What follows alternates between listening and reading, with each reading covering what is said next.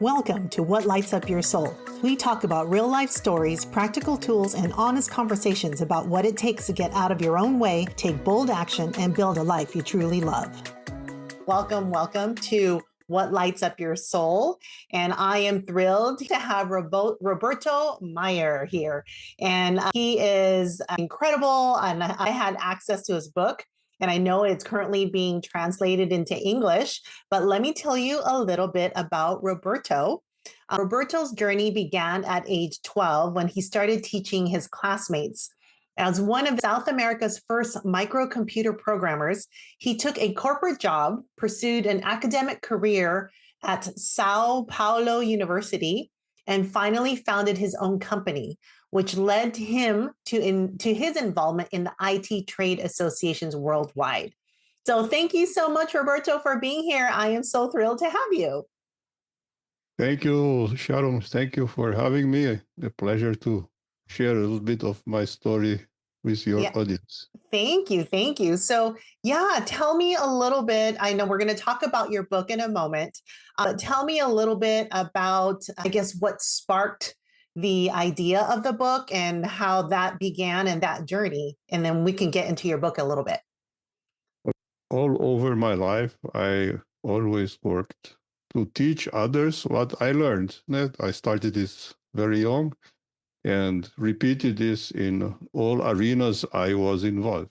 I did this in non-governmental organizations. I did this in entrepreneurship. I did this with technical subjects. And so when I got into mutual support groups with all of this background, I started asking questions about things which most people had never thought about. And due to this process, in a couple of years, I had the opportunity to be introduced and then to get close friends with an American Jesuit priest who lived in Brazil since the 1960s. He passed away just before the pandemic at age 101. And he also wrote the foreword to the original version of the book in Portuguese. And most of the contents are, in fact, the result of a small part of many, many conversations I had with him over the years. So basically, that was the sparkling point to bring all of this knowledge into the format of a book in order to share this with humanity. You know, the Serenity Prayer, for example, is, if you get into math, probably the most used prayer in the world, but nobody really knows where it comes from. Even its history is not well known. So this is one subject we researched together, and the first chapter of the book covers what we were able to discover about this process. Beautiful. And so I was looking at your book, and I love the depth that it goes into, and like the analysis and how we can really apply it in our lives. And one of the things that jumped out to me, and there's so many wonderful things about the book, but one of the things that really jumped out to me was faith beyond reason. So when we're talking about faith beyond reason, and these are some of the many tools how I coach, and what I stand by and what I stand in that knowing is that I stand 1000% in the knowing that I am connected to spirit. And when I can know that I am abundant and everything's fine. There is nothing wrong because we are standing with that connection with spirit, even when things in front of us don't seem even if it appears bad, let's put it that way. So can you talk a little bit about faith beyond reason? And I like the one part that said that when it's faith beyond reason, it really is when it's manifesting itself by showing it in your life as joy. Yes. Yes, that's a subject I was involved since I was a teenager. Yeah? I was always aware of how the human reasoning, which in the 19th century, due to mechanical science, got into popular consciousness as being some replacement for spirituality. Many people believed at that time that if science would evolve enough, it would be possible to explain everything. And at the same time, I perceived that that was something very utopic. The example I always use is, suppose that all we know about astronomy, which was one of the subjects I studied as a teenager, is in fact the result of observing a huge projection on a gigantic screen who another civilization outside our universe put together to fake us. Wow, that's There, really there, profound. there's no way for us to check if this is possible or not. The most far away vehicle humankind has developed has not still reached not even the most nearby star. Nothing about getting out of our Milky Way.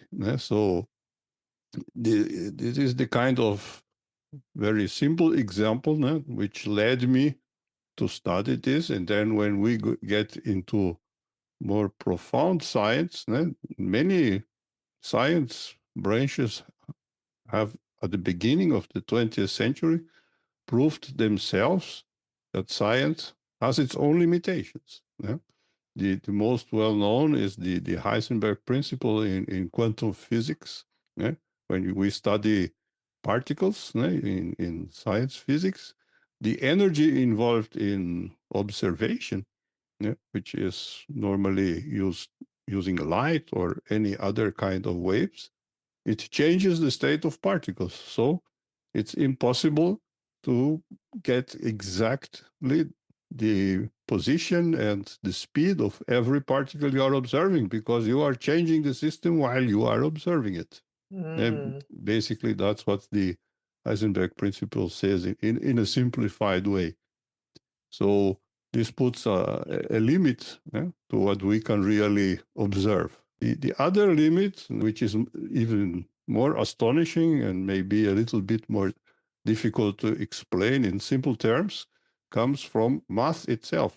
The mathematical sciences are basically a human reasoning construction, but there's an Austrian mathematician called Kurt Gödel who proved at the beginning of the 1930s that any mathematical system uh, described using a logic which is strong enough to cover natural numbers, that is, those numbers we use to count 1, 2, 3, simple arithmetic, no need to get into fractions or real numbers or square roots. Nothing of that is needed. If we just remain with this basic math, if we construct any theory where we can develop this, then it is possible, in using the terms we'll be using, to describe things which cannot be proved neither wrong nor right. Yeah.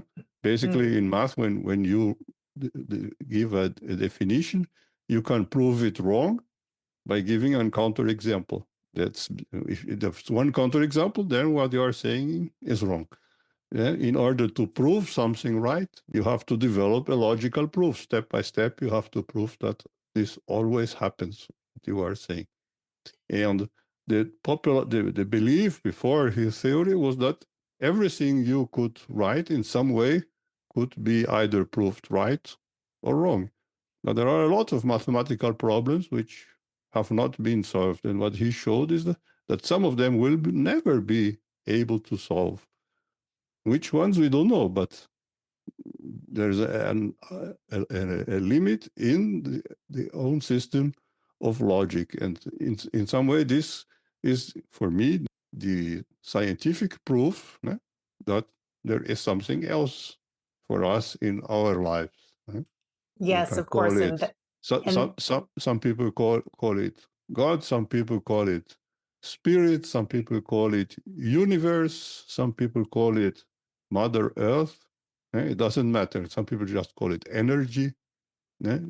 How you believe in these things which exist farther than our capacity of reasoning is a choice of faith. Every one of us is free to do. Uh, we do not foster any specific religious beliefs. The book is open to all kinds of beliefs. And this process, in fact, then goes through the need to have this faith, because if you don't understand this, that there's something beyond reasoning, then you, in some way, are kidnapped by the real world. And I also analyze the example from how children react to this process. In fact, humans are in some way programmed to have this connection. And in some way, when we get schooled or older, I don't know exactly where the failure is. Yeah, many people lose this kind of connection. Let's pause right here. If any of this resonates with you or you see yourself in any of these stories, go to my website at lifecoachsharon.com and schedule a breakthrough session with me. In that breakthrough session, we will dive deep into what's bubbling up inside of you, gain clarity and a vision of a life that you would love, and discover a path on how to get there. Don't wait, and I'll see you soon. Many people lose this kind of connection. So what I hear you saying is that when you said faith beyond, in my words, faith beyond what you can see, is that things that we cannot prove with our logic mind in our human form, which means that there must be something out there that is more than what we can logically, I guess, calculate and see, because that is a power that I truly believe, and I know you have discussed this as well, that we are connected to. And that is how we can still be that power, even though we don't see it. We have faith that that power is there. And when we are connected to that power, we are more powerful than our logical mind can allow us to think that we are. And that's why I was liking that portion of your book where so now we're talking about faith, and this is basically the faith connected to your spirit. And then you talk about faith is, I'm on the end of the chapter about the children. It says the best way to experience faith is through the feeling of joy. And I love the fact that because that's, for me, that feels very expansive, and that's a higher energy. And when you're in a higher frequency of the energy, it feels like you are more connected to spirit that way as well. And I think children tend to be more joyful than adults who are trained in the logical mind. So any comments on that? Yes, of course. It's on purpose that the chapter on joy follows the chapter on faith. And it is, in fact, a recipe for life, because basically what we intended with this book is not to just give some theory, but to help people to really act in the real world in a way that allows them to live better. And joy in this sense is a way of manifesting faith. If you just look at the difficulties, the challenges life brings us in the mechanical or the physical world, it's very easy to get depressed. It's very easy to say, no, it doesn't matter what I do, the world's like this. But joy functions in this case not only as an antidote to all of these problems, but also as a way to, as you are saying, to bring this spiritual energy into our minds, into our bodies, into our individual spirits, so that we can, together with other people who are doing the same process, cooperate, collaborate, and do together what we alone cannot do, which is, in different words, part of the prayer itself.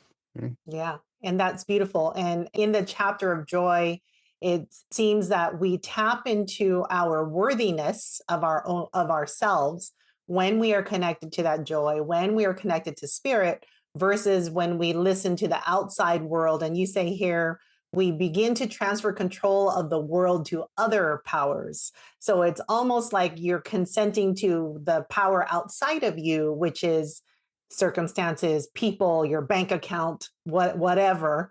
versus no, don't consent to all that because truly your power is within yourself when you're connected to faith. So I really like that part about your book.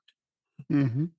Yeah, the process of accepting, the acceptance itself is also one of the subjects I cover in the book in a specific chapter. And from the point of understanding it, it should be the first step, because there are a lot of things in our lives, even in the mechanical, the physical world, we do not control. Let's just think about other people. You are unable to control the reaction of other people, but you cannot live alone in this world. So this is the starting point of the process. Yeah. And the process is, and from what I'm hearing you saying, and correct me if I'm not hearing you correctly, the beginning of the process is acknowledging the the power inside of you that you cannot see, and Mm-hmm. acknowledging that power is joy, is life, is abundant, is full of, I keep saying life, but like growth, versus feeling like you're always constrained because we believe that we have to buy more things, do more things, be certain way in order to gain our worthiness. So I'm hearing you say it's really learning to accept our connection to that power and knowing that we are already abundant. Yes, someone once said that seeing is believing, but that's not true. There are Yes. lots of things we, even in the real world, we cannot see, like the atomic particles we were talking about. And people believe it just because someone called it science. So Right. once you understand this, then you are open to what you are explaining now. In fact, that even It- even there, if we currently, let's say, this field of energy is not explained by science, we don't know if it will be one day or not. But normally, what happens in scientific development is that we have quantum leaps. And just to cite another short story in the book, an example I cite in the book, is what happened with the process of understanding plant growing once the first seeds were sent into space. Because when botanical trained people study plants on Earth, they are always subject to the rules of gravity. And from the moment man was able to send plants to space under zero gravity conditions, a new botanical science started to develop, which is still in its infancy, but it's a combination of things which had never happened before, and completely changes the point of view. And we have to be open to this kind of innovation. This process it starts in a way we cannot foresee. Yeah, someone had the idea of sending some small plants into the International Space Station. And then someone started to observe what's different with these plants just outside there in space in regards to what happens here on the ground. Mhm. So, what I'm hearing you saying is that we, as in our human form, will have a certain level of thinking, a certain level of awareness, or some, or it's like we should think this way. But when we are open to possibilities of other ways of thinking, then it can expand our awareness, and possibly to other opportunities as well. So, yeah. Yes, exactly. In some way, the school system which we have currently on our planet, which was developed in the industrial age, in order to educate every human, which on one side is very, very important because it gives people much better conditions than previously, where only very rich people could get educated. But at the same time, this mass education process puts into our minds a lot of beliefs from the people who organize the system. Yeah? Hmm. And this might be, for many people, a hindrance to accept or to understand that. other ways of thinking also exist. Yes. Yeah, And it I, might and be even be created, even if they do not exist at this moment. yes. And what I'm hearing you saying is being, again, like what you said, being open to other ways of thinking. And when you connect it back to that first part of acceptance that you're talking about, is being open to accepting and acknowledging that more powerful part of yourself, which is outside of our logic. So, and that's where your power lies. Exactly. When you do not accept this, then you are very limited in the things you can do. You can solve, people you can help out. Yeah? Yeah. And Very. that which is the remain of mutual support groups. If you don't need to be in perfect condition to help others, but you need this connection with what's outside the logic to understand others and to get insights about how you can help them, because this is nothing science explains. It's Yes. something where many other authors talk about uh, inspiration, or as a way to connect to this outer world we are talking about, which is not physical. There are many names for this process. Depending on the thinker you refer to, you'll find different names, different ways of opening up the connection. But Yes. but what's undoubtable is that there is something else behind us, or inside us, around us, or under us, over us. Yes, I love how you say that this is the one power. And I'm hearing you saying it's one ultimate power that is connected within us, but it's also, if it's in you and it's in myself, it's in every human being out there, which also means we are all connected to this Mhm. beautiful power. And I just love that. And that power can be, in many names to reach and resonate with many different people. And I just love that, because that means that's what's really beautiful. So I Mhm. love this. This is just some wonderful work you're doing. So thank you very much. If my audience wants more information from you, how can they get a hold of you? Well, at this moment, the book is available on Amazon only in Portuguese. By now, it's available in the US, but in Portuguese, it was printed here in Brazil a couple of years ago. And we are in the process of finishing the book in English to get published in English by an American publishing house. And translation has been done. And so I would refer your audience to my social networks. I'm available on Instagram, on LinkedIn, on Facebook.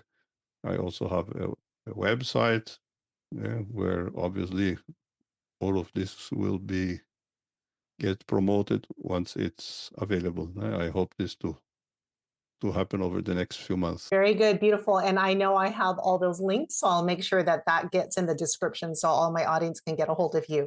Thank Thank you you. very much. This has been a wonderful talk about really dialing in and knowing that there is a power within us and that is outside of us. And we are not tied to what appears to be on the outside in our logical world. So I love this conversation. Thank you so much for being here. And I hope to have you back soon.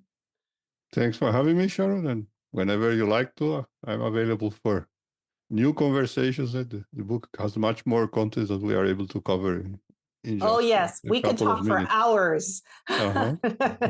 Yes. Well, thank you so much. We'll see you next time. Okay, see you. Thank you. Thank you for coming to What Lights Up Your Soul. I hope you had an amazing time, and I hope this episode served you. My intention is to help you live a life you love. If you love this show, please like, subscribe, and tell your friends, or go to my site at lifecoachsharon.com for more information, and I'll see you in the next episode.